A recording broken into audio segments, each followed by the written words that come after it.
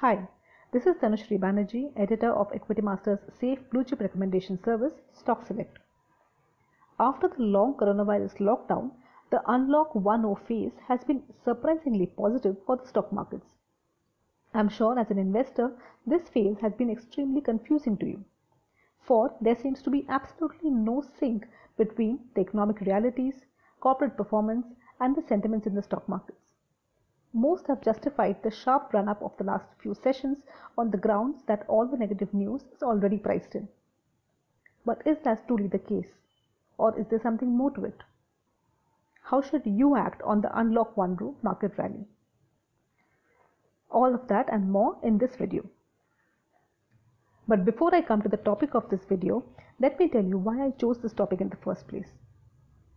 As we weren't already, the last couple of months have literally overloaded investors with information and statistics ranging from coronavirus cases, oil prices, gold prices, interest rates, exchange rates, GDP growth, foreign investments, and of course government policies. Now, as a human, there's only so much information that we can assimilate. But at the same time, we must make decisions constantly, especially when markets are so volatile on a day-to-day basis. Warren Buffett's partner Charlie Munger has an interesting solution for this. He says the best way to navigate through all the information and think clearly is to put all that information into, say, compartments or boxes. You can call them models or systems. The good news here is that you don't need to master all the systems simultaneously. But all you need to do is select the systems that suits your thought process the best. So what are the three kinds of systems I'm going to talk about today? Let me explain to you, putting that in the context of today's market and the kind of options that an investor has. Like I told you, the sentiment in the stock markets over the past 10 days has been very different from that of the previous 90 days. Gains in the Sensex over the past week have been very close to the gains in the prior 2 months since the lockdown. And the consistency in the gains have almost made it appear like a sharp rally. Now, how do you screen stocks or mold your thought process to act on the best opportunities during such a rally? To arrive at the systems, first let us look at the constituents of the market.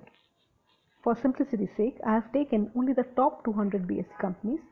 Of course, these are the companies that account for 72% of the total market cap of all listed companies on the BSE. So most of the investment activity is anyways happening only in this space. What I want to show you here is that the proportion of the stocks that are considered premium, both in terms of fundamentals and valuations, ones that are considered mediocre, and the rest that are deeply discounted or completely ignored, is not the same. The high performance blue chips fetching over 20% return on capital and priced at over 30 times earnings account for 23% of the BSE 200 market cap. The mediocre ones could be classified as those with ROC between 12 to 20% and P multiples in the range of 20 to 30 times. This, as you can see, is the broader spectrum of the market, and it's here where most active investors try to hunt for bargains with some safety parameters. After that, there are some discounted and or completely ignored entities, mostly due to their inferior fundamentals, and these fetch less than 12 times earnings. They account for 15 and 22% of the market cap respectively. The question is, given the optimism and the market rally during this Unlock 1.0 phase, how should you as an investor navigate through all the information you have and select the best stocks amongst these three categories? Let's call System 1 Skepticism. The universe of stocks I'm targeting through this system are the ones that have the best fundamental ratios and trade at the most premium valuations.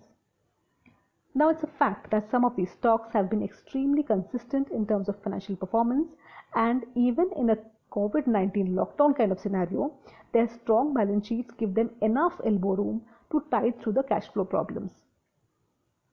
A handful of such businesses today corner as much as 70% of the profits of all listed entities.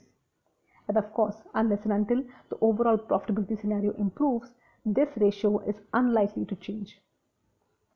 But when you're considering stocks from this space, please keep in mind that their valuations leave these stocks extremely vulnerable to any earnings disappointment. Case in point is Bajaj Finance. Even a temporary subpar performance can create a huge dent in valuations and expose the investors to big downside risk in such stocks. Therefore, skepticism is what is needed to evaluate the valuations of these stocks against the possibility of a temporary slump in earnings. Let's call system 2 realism. Here we're looking at the broader spectrum of the market, which could potentially have a good deal of mispricing. You will find that 4 out of 10 stocks in the BSE 200 are in this category. What makes this segment interesting is that neither are the financials consistently superior, nor are the stocks priced to perfection.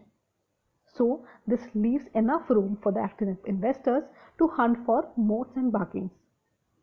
But you also need a dose of realism here. Quite a few of these businesses have more debt than they can afford to service in the post-COVID-19 scenario. Some are now having strained cash flows, and many may not grow for a long time to come. The stocks themselves may not be overvalued, but the valuation of the broader index does have room for a correction. So the best way to act on such stocks is to be realistic about their potential to tide through the crisis and take partial exposures if any. The third and the final system can be called contrarianism. Why? Because here you're talking about a completely contrarian view to what the general consensus of the market is, and you're doing the exact opposite of what most other market participants are doing. As you can guess, the stocks I'm referring to here are amongst the fundamentally weakest, which is why they're either deeply discounted or completely ignored.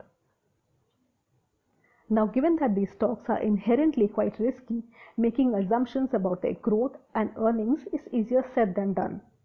So what you do here is take a contrarian approach to evaluating the intrinsic value of the stocks, basically taking into account their book value or asset value. But here again, you must be careful of whether the book value itself is sacrosanct. For instance, if you assume that the deeply discounted PSU banks can be invested in with such a contrarian approach, you may be proven wrong if the book value itself continues to get eroded with higher NPAs. And mind you, in case the COVID-19 market correction has yet another bear market phase, these are the stocks that could be the worst affected in terms of valuations. If you're talking about mid and small caps with poor fundamentals, well, such stocks could literally get decimated if there's yet another March 2020-like correction. So the contrarianism here could be applied after making sure that the proportion of such stocks does not hurt the performance of your overall portfolio. Want to know more about how I'm using these systems for my stock selection? Make sure you read about them in Equity Master's free newsletter, The Profit Hunter. And please do share your thoughts and feedback in the comment section of this video. Thank you. Take care.